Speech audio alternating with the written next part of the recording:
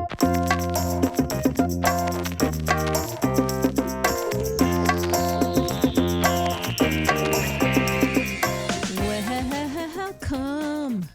to the Glitter Girls.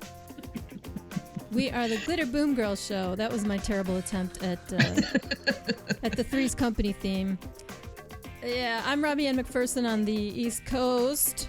And I'm Amy Yasbeck on the West Coast. And if you couldn't guess by now, today's topic is the Three's Company sitcom. So, I admittedly, because I'm a little older than Amy, so I'm a super child of the 70s. So I'm a little bit more familiar with this show than Amy is. But Amy, being the pop culture maven that she is, she also saw probably the later years, right, Amy? Well, you know, it reran forever. Right. So most of my childhood was syndication. And what was the show, 79 to 84 or what? 78 to 83, something like that. Yeah, so that was, kindergarten through third grade, and I was not allowed to watch the show, but I knew all about it. Come on. Yeah. Oh, wait, hold the phone. Breaking news. No, it was 1977 to 1984. Oh, okay. All right. Well, yeah. Courtesy Wikipedia. So I was 9 when it came out, and I stayed up. It was on, if I recall correctly, it was on at 9 after, let's see, it was like Happy Days, Laverne and Shirley, and then something, and Three's Company, or Three's Company and something. And I think Soap maybe was I don't know. Oh, Soap. Yeah, Remember? That was another one. My mom's like, you can't watch that. Yeah. Well, my parents had no such issues with Three's Company. I don't know why. Looking back. Come on. Well, there's a lot of double entendres and a lot of sexual innuendo. And it was, you know what I do think about it? I think when I think back on all these shows, there were so many that it was a family. And it was within the family, here's what happened. The Waltons, Eight is Enough. And then there's this one about roommates. And yeah, you had Laverne and Shirley. But this was something we had not seen before, I feel. You're right. And if you, especially the scandalous part of it, right? Like the idea that these unmarried young people, man and 2 females, would be living together. I mean, back in the day, for television, I'm not saying in real life, but for television, that was fairly pushing the envelope, as they say. Mm-hmm. So in the beginning, I remember when I was a little kid, I just never thought anything of it. To me, it was just like, oh yeah, like roommates, like Laverne and Shirley, or, they all, because on the show, they were all just these platonic friends. Right. But, of course, the joke was that they had to tell the landlord, Mr. Roper, that Jack was actually gay so that Mr. Roper would let him live with the 2 girls. And that became sort of a running, like you said, a running double entendre where Mr. Roper would suddenly suspect that Jack was in fact straight. And then they would all have to, scheme and trick and do all these crazy things to convince Mr. Roper once again, no, Jack is in fact gay. And Mrs. Roper was in on it. She knew right away. Yeah, Mrs. Roper was like, she called them the kids. She was always like on the kids' side. And, she was always helping Stanley, or helping the kids fool Stanley about something. And of course, the Ropers, let's get into the cast here, because all of these actors and actresses, they were so talented at the physical comedy. And I know a lot of people are going to laugh at us for discussing seriously the physical comedy and the comedy of Three's Company. I don't care. Because when I watch it even now, the storylines are simple. This isn't Shakespeare, but it's not supposed to be. And it's also the way that they tell the stories and everything, it's just kind of a tight, goofy sitcom. And for what they were trying to do, I think they really nailed it. So we're talking about it in that context. But Audra Lindley played Mrs. Roper. She was a very established actress of stage and screen. And Norman Fell, he was the same, already established actor and done a lot of series and movies and stuff.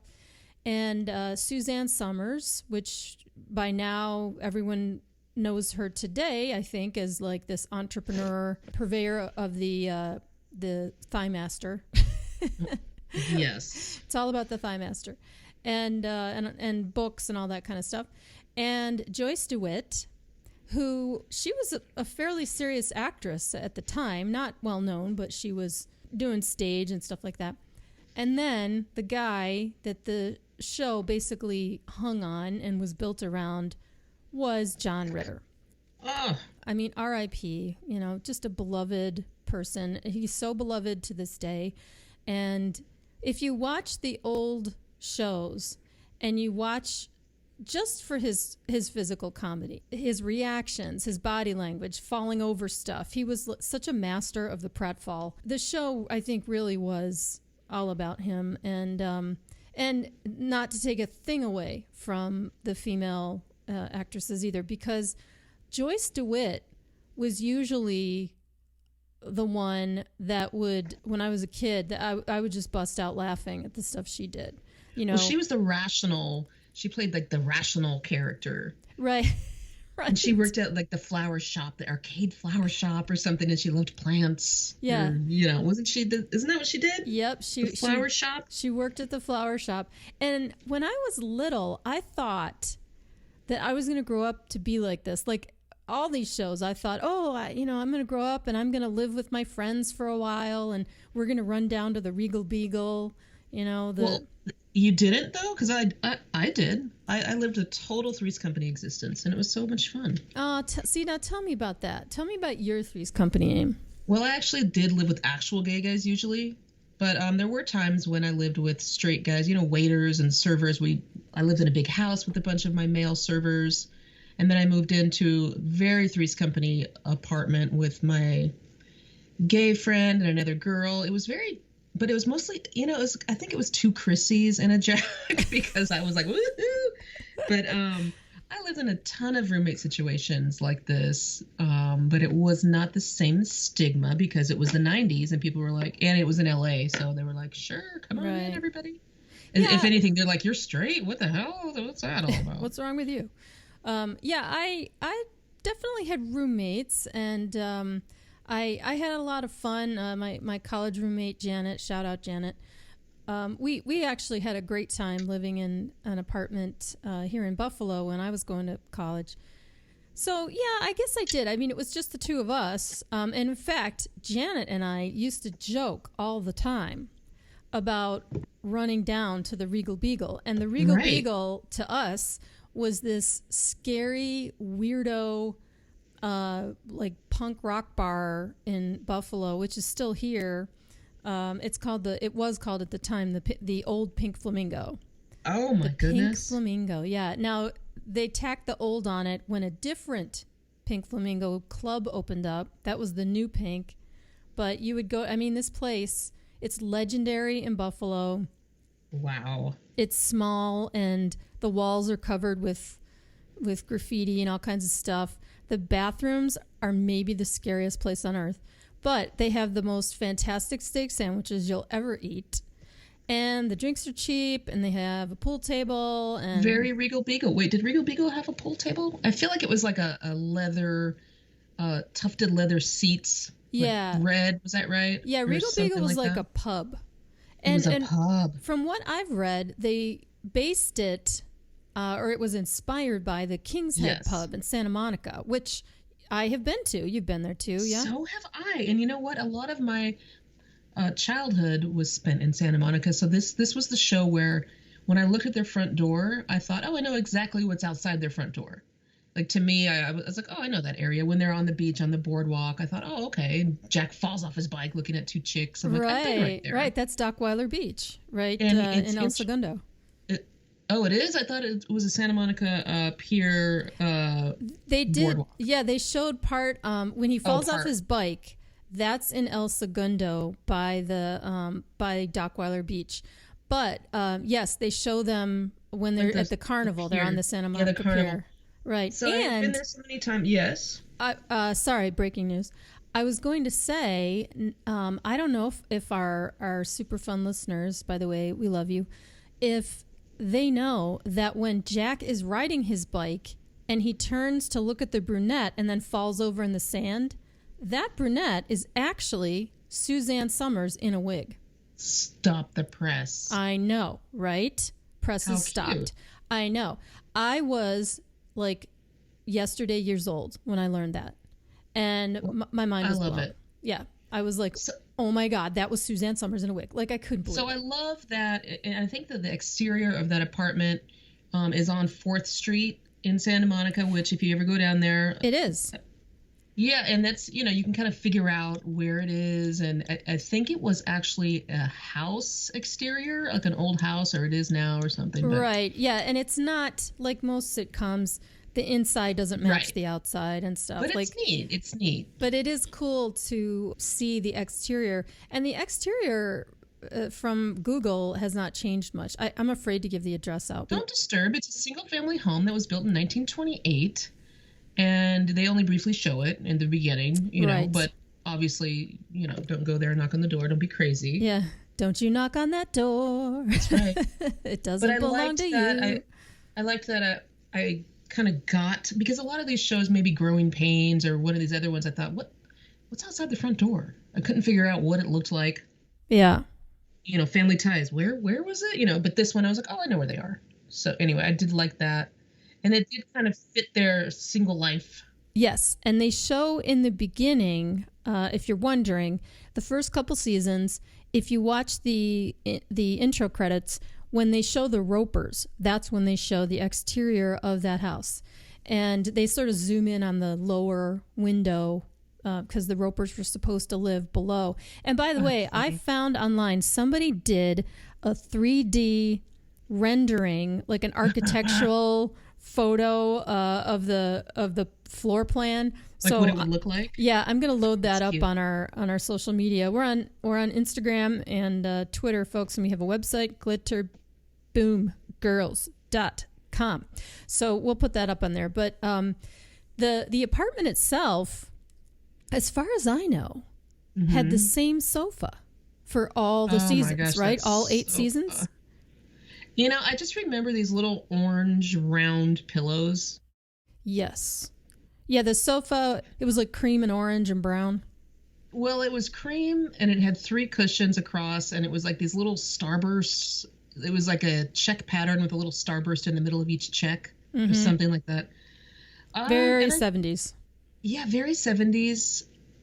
And I feel like there's a lot of wicker shelves in the background and a lot of little palm fronds and little plants that Janet was trying to cultivate. Yeah, also very 70s. Wicker side tables and, Yeah, indoor wicker in the 70s was just huge. Like everybody had wicker. Remember Mary Tyler Moore had it?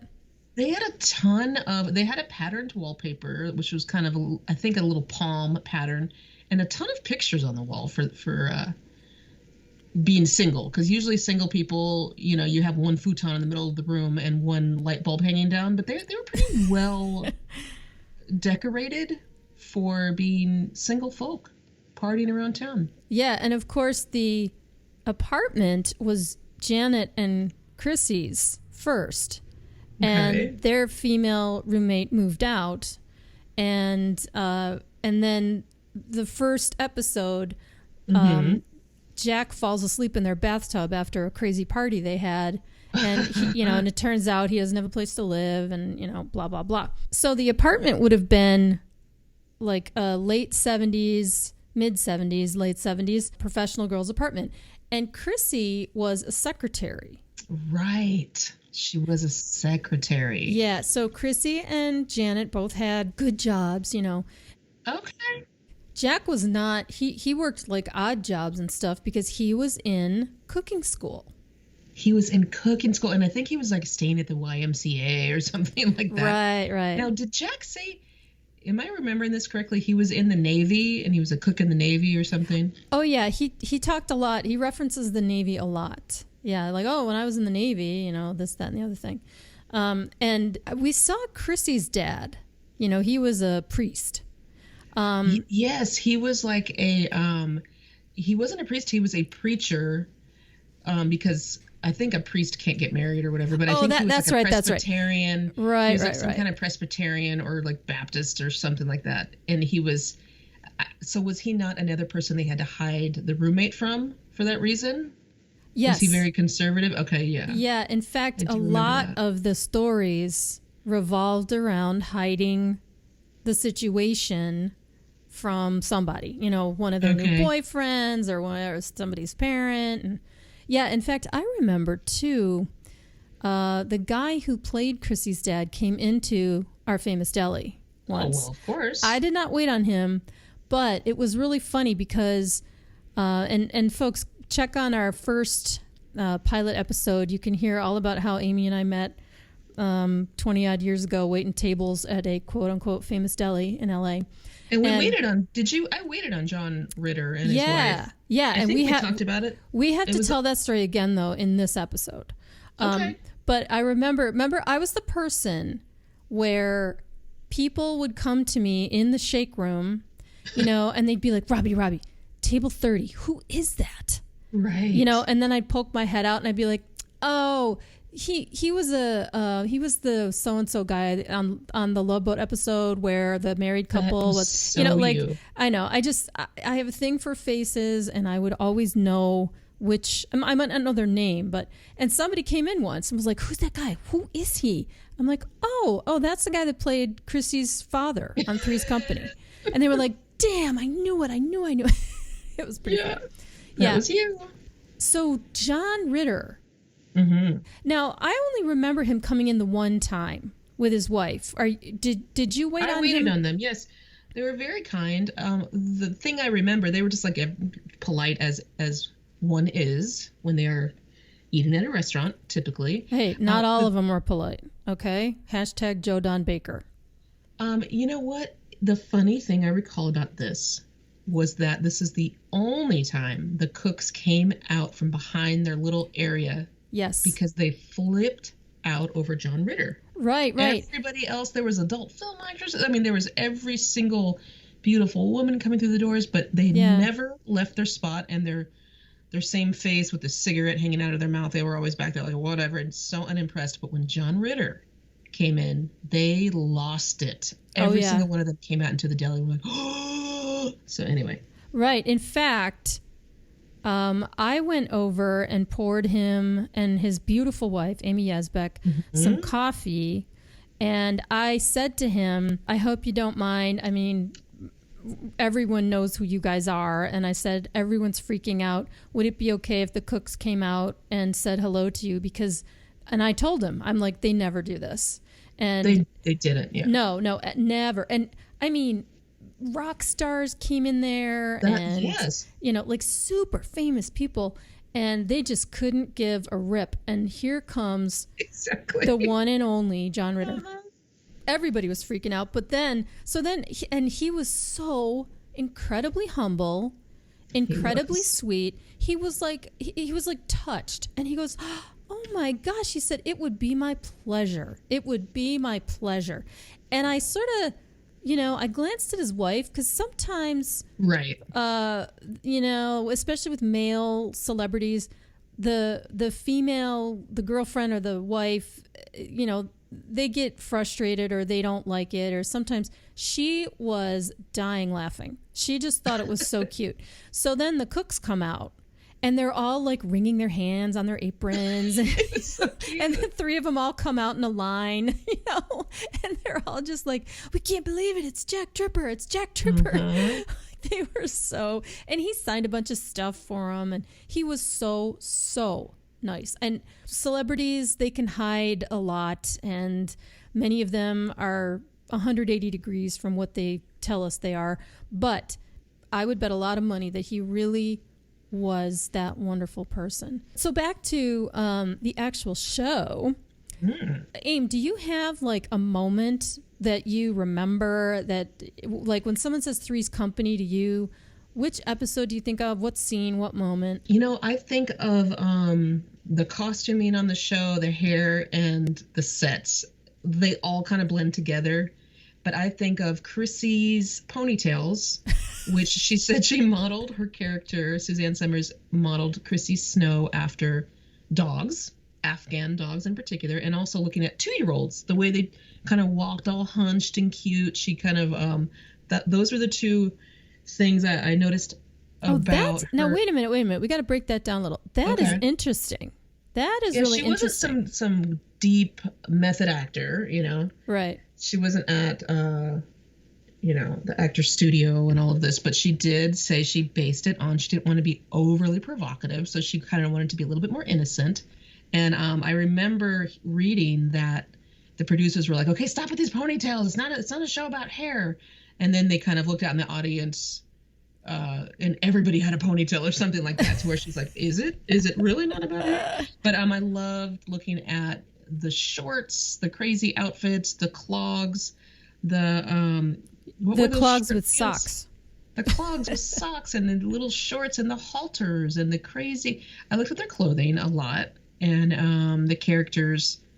And I feel like Janet and Chrissy were very often wearing khaki shorts. Is it just me? And also Terri later on.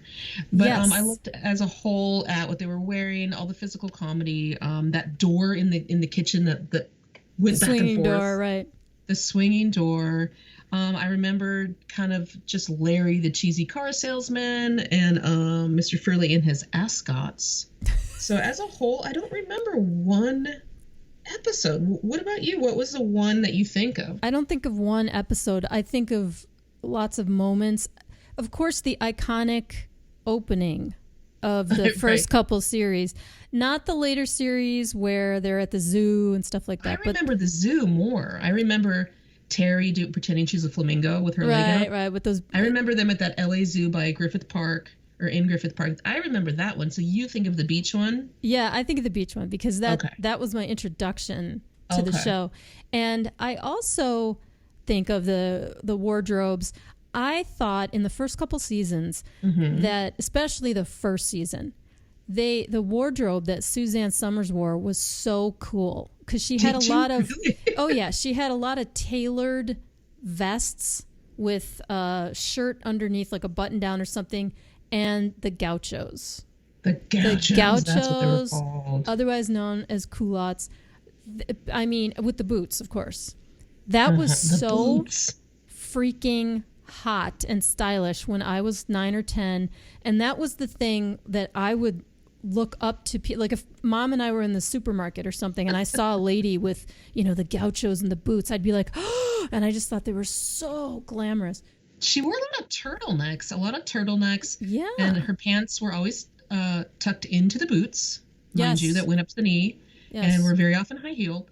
And then her shirt was always tucked in, and there was a belt. She loved a belt. I mean, I don't know if it's her or the costumer who costumed her. Yeah, Joyce DeWitt, also, her character Janet, also loved the belts. And I always noticed the belts were always cinched one loop too tight. They were super, super tight. Yeah. And I just feel like there was a ton of maybe satin and a lot of running shorts on Jack, and then the tube socks and lots of like zippered up, kind of like a sweatsuit. Yeah, Jack was often most of the time I recall him in jeans and like one of those like velour zip up long sleeve sweatshirt things. Yes. Yeah, and Mrs. Roper's outfits, I mean those were iconic. I mean the muumuu, she had these garish muumuus with these giant bauble earrings and bauble necklaces and then some giant bauble ring and the wig. That wig's got to be in the Smithsonian. Audra Lindley's wig. I hope it is. Every grandma had that hair. I mean, they just did. Yeah, they had that hair on a stand. On a stand. My grandmother had a when they went to bed. Right? They put it right next to them on a foam head. Yeah, and I've been watching a ton of Three's Company lately because if you go to an app called Pluto TV, and this is not a sponsorship. I mean, we wish it was a sponsorship. But anyway, Pluto TV has all these classic TV channels where they just run nothing but one show.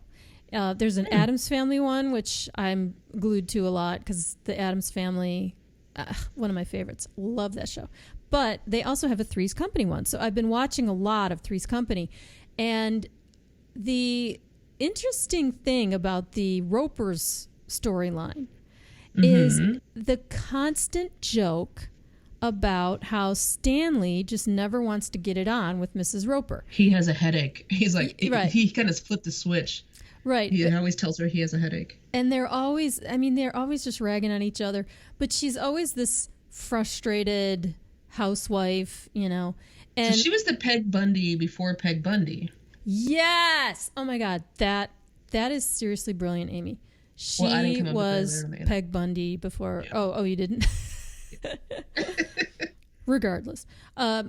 She was Peg Bundy before Peg Bundy. Yeah, totally. And that was the joke because I guess women of a certain age hadn't publicly had that joke thrown at them before that, and they thought it was funny. And Audra Lindley's delivery, brilliant. I mean, she was such a deadpan, and the way you could tell she was a stage actress because she was her gestures and everything. She was just so big, but it was perfect for that role. And and here's Norman Fell, just like he made famous that mugging for the camera, like breaking that third wall and just giving that look to the camera. Like that was such a total Mr. Roper look. And then the Ropers leave. I don't know, what was that, 3 seasons in, maybe something like that. They were a hit, so they thought, yeah, you're right.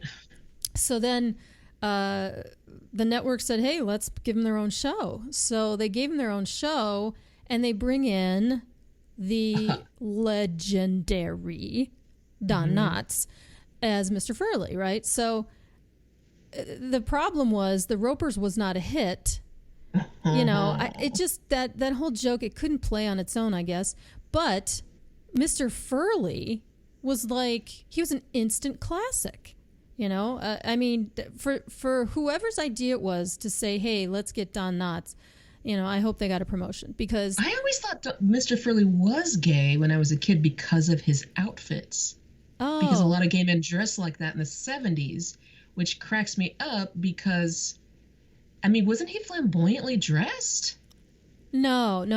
See, if you look back, you thought he was a ladies' man, though. He liked Lana, right? Yeah. I mean, now that I'm thinking about it, Lana. He was after Lana, but she liked Jack. Yeah, Lana came around later too. She was like the older woman who, had this breathy voice, and Jack. That's something interesting. So every character had a certain way of saying Jack. So Lana, I just remember Jack. I remember Janet's Jack. Yeah. Oh yeah. Joyce DeWitt. Jack. Right. And then Chrissy was Jack. Like it was like Jack. And Mr. Roper, well, Jack. Like they all had this exact. It's like Darren on Bewitched, the first Darren, Dick York, Sam. It was like this iconic way of saying Jack for all these other characters. And Larry, the car salesman, Jack. So Larry. I think that was sort of a calling card for each character. But in the day, men of his age were wearing those leisure suits, and they had the scarf just cracked me up. The ascot. Because he just thought he was so, so swinging. It was like a swinger thing. He was kind of a swinger guy. So like he fancied himself a swinger. Was that kind of an outdated look at the time then? Not exactly. Or it just was too young for him? No, not exactly outdated. It was just a certain look at that time. Like, and then I think his brother owned the building, and then he was the manager. Yeah, his brother Bart. Right. Bart owned the building, because that's why the Ropers left. Bart bought the building or something, and right, and then Mr. Furley comes in, and but you know what I don't remember? I don't remember. Mr. Furley knew that Jack wasn't gay, though, didn't he? No, he couldn't have, because then what would the joke be? Yeah, but I don't remember. No, I think Mr. Furley knew. Because I can't think of any times where they were trying to hide from Mr. Furley that Jack was gay. Or, I mean, that Jack was straight. We'll have to look into it. Yeah, why don't... I can't remember. Why don't you discuss Joyce DeWitt's hair evolution while I look this up?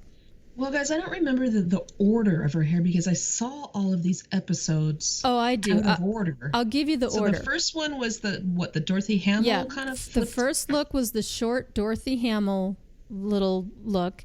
The second look was the floofy perm, where it was like, and I don't know what you call it. It's like it was like big curls. Yeah, it was like big curls, but the shape of it was kind of a round helmet or something. Rounded, yes. Yeah, like it wasn't a Facts of Life perm, a mullet perm. It was big curls. Let's say that. It was a big curl look. Yeah, like all around. When did that little short spiky pixie come in? Wow, I'm going to say either the third or fourth season, maybe the third season. And she went and she sort of changed her whole look, like all of a sudden, because the first two seasons she never wore makeup, or she had minimal makeup, and her look was very natural because she was She's sort supposed of to be level-headed and down to earth, right? And she's the Marianne to Chrissy's Ginger kind of thing, right? Because Chrissy had tons of makeup and tons. And she was from Speedway, Indiana, by the way. Don't forget. And she was an aspiring dancer. I don't recall that, but go on. Yeah, Joyce DeWitt was actually a dancer. But then the one season, all of a sudden, she turns up with like loads of smoky eye and this pixie cut thing, and she looked fabulous. And it was very cutting edge for that time. Like, she really set off a whole era. That whole early Pat Benatar look, that was like launched basically by Joyce DeWitt, because she shows up like that on TV, and all of a sudden, everywhere you look, you see the heavy eye and the pixie, and it was like, wow, this is crazy. Interesting. Yeah, and I read that she did not have a lot of creative control over the character, which, in the defense of the producers, I mean, they had their thing. She was hired to be the actress, and they were like, okay, we don't want your input. But she was irritated that Jack appeared to have a lot of input on his character, and they wouldn't let her give her notes on Janet. But what she did have control over was she would come back with these different hairdos, and she said she wanted to make it seem as if Janet was growing as a person and growing as a woman and going through different things. So she purposely did the different hair and came back with different hair each season. Wow. So that was her way of having input, of saying, yeah. So I started to type into Google, did Mr. Furley know? And then it pops up, like the first thing you see is, did Mr. Furley know that Jack Tripper was gay? And so, or not gay. I keep doing it. Did Mr. Furley know that Jack Tripper was straight? So, so according to this fandom thing, he was also tricked into thinking that Jack Tripper was gay. Yes. But I don't know if, okay. So Furley, according to Three's Company Wiki.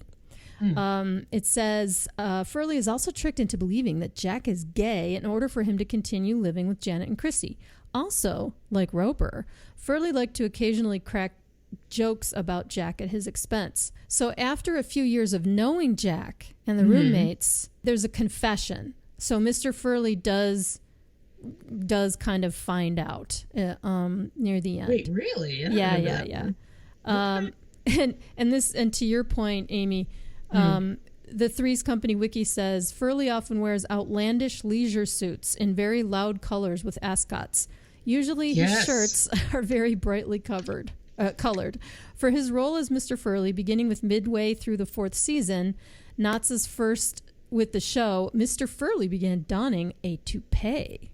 The Furley toupee. That was some toupee, by the way. That little gray. That's a good band name thing.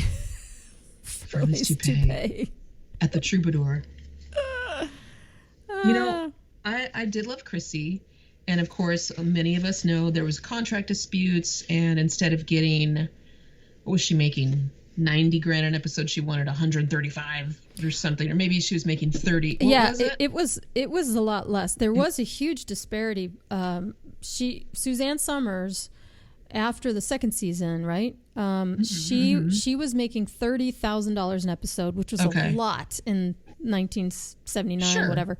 And John Ritter, who basically was the star of the show, he was making $150,000. Right. So Suzanne's husband / manager said, we want Suzanne to make the same. And at the time, and again, think of the context, this was 40 years ago, basically. They said no. And they reduced her time to like a minute per episode. And she would be called in or something. She'd be seen on a payphone or something. And she didn't even do any scenes with the other actors. And that was it. Then she was gone. And then I think they pinch hitted really quickly. They grabbed Jenny Lee Harrison, who was a cheerleader. Right. And she was used to physical comedy, and she said she did all the physical comedy, no problem. And I remember her wearing the designer jeans and being very peppy. Yeah, her look was the early 80s, late 70s, designer jean with the tight belt, the boots, and like a low-cut shirt, and the Farrah hair, like the big, floofy, feathered hair. And she played Cindy Snow. Was she the sister or the cousin? She was the first cousin of Chrissy. Oh, right. Okay. Yeah. So, and then she lasted, I don't know, a season or two, and then was replaced by Priscilla Barnes, who played Terri Alden, and she was a nurse at like the Westwood, some kind of hospital. Fictional hospital. Yeah, she was from Massachusetts, and they made her like a little more, intelligent. She wasn't as kooky and accident prone maybe as the others. So Cindy Snow was supposedly a veterinary student at UCLA. That was the thing. And she went off to become a vet or something. Oh. And then Terri was supposed to be a little more mature, and she was a little more covered, but she did show her legs a lot. And she did, she had a different, what do you remember of Terri Alden on the show? Mostly, I remember how good she was at the physical comedy too, because you're right, she was not fulfilling like a dumb blonde role like Cindy Snow kind of was, and Terri was much more savvy, and she was basically much more like Janet, right? With, a fully rounded person. She wasn't as like jiggle TV as they, I think they were trying to something different. She was a little bit more, her character, let's say, was a little bit more substantive. But when you got the three of them together, I just thought that Priscilla Barnes and Joyce DeWitt and John Ritter, whatever they were doing, they had like great chemistry, and Terri was pretty funny. She had a lot of stuff happen to her, Yes. Yeah, like there was always something getting dumped on her, or something. Didn't Jack dump something on her or do something he thought was silly? And I just remember the camera kind of staying on her face, and she was very hurt by Jack. Right. And I just remember going, Jack overdid it. Jack went too far. Yeah. Jack went too far. Yeah, because wasn't that when they were hazing her in the very beginning, and yes, and then you felt really, really bad for her. You were like, oh, that was too much. Here's a fun fact about Priscilla Barnes. She looks so much like my mother when my mom was young, in her 20s. Yeah, like they look so much alike, it's kind of scary. Yeah. In real life, maybe this is what you noticed in the chemistry. Joyce DeWitt really, really liked Priscilla Barnes and respected her and had a lot more of a friendship with her outside of the show. And I think they're still friends. They really, really got on. So that could have been something. And it's not that she disliked the other women, but she did not click with them in the same way. Oh, that's interesting. I had a wonderful occasion to meet briefly Joyce DeWitt at the world's largest disco. Oh, where else? Check that out, folks. Google it. If you don't know what the world's largest disco in Buffalo is, Google that and make your plans for when it happens again next year. Anyway, she was there as a celebrity guest because they do these pictures. So you get the picture with them, and then you pay for the picture, but it's a fundraiser. So she was there with John Schneider, Mindy Cohn from The Facts of Life. Stop. I know, right? And there was somebody else there too. Oh gosh, I'm forgetting now who the fourth celebrity was.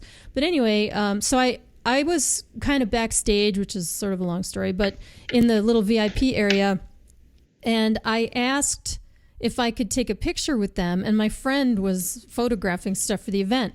So I said, hey, would you guys mind? Can I just get a quick picture? They couldn't have been nicer. And actually, the picture is hilarious because I'm so excited. I look like such a damn fool. I would have been so excited too, though. Well, I was really freaking out. I was like, oh my God. And if you check out our Instagram, Glitter Bee Girls, it's actually on our Instagram. But anyway, and here's the thing about Joyce DeWitt. People, I was, a foot from her face, okay? Like, I was really close to her. She is so stunningly beautiful. Oh, wow. And, we can all do the math and figure out that she's not, 30 years old, right, anymore. But she looks absolutely stunning. And I don't mean stunning for her age. I mean stunning. She still is rocking the pixie, but it's got a little bit more of a modern cut to it. Like, it's not like she's not severe. Stuck in the past. No. It's just a flattering very, look on very her. Jet black still? Oh, yeah. Yeah, it was jet black. And she was just, she looks great. She's like fit and bright-eyed and what a nice lady. Yeah, I had a really nice moment, and I appreciated so much them just, indulging a fan. Let me take a picture. That was really really fun. Yeah, they were all three of them were really, really nice. And Mindy Cohn and John Schneider as well. They both look great and seemed to be having fun at the disco, which is always cool. All right, so that's our Three's Company, our first Three's Company show, because we are going to cover this topic again. I mean, there's so much we haven't said. So much. Right. So thanks for listening to us. I'm Robbie Ann McPherson. And I'm Amy Yasbeck. And we're the Glitter Boom Girls, and we wanna thank you guys for hanging out with us every week. We just love doing this, and hit us up on Instagram or Twitter, Glitter Bee Girls on Instagram and Twitter, and our website is glitterboomgirls.com. So all three, you can find a way to contact us or tell us what you love or hate, or we read it all. So anyway, take care, everybody. Have a wonderful day. Bye, everyone.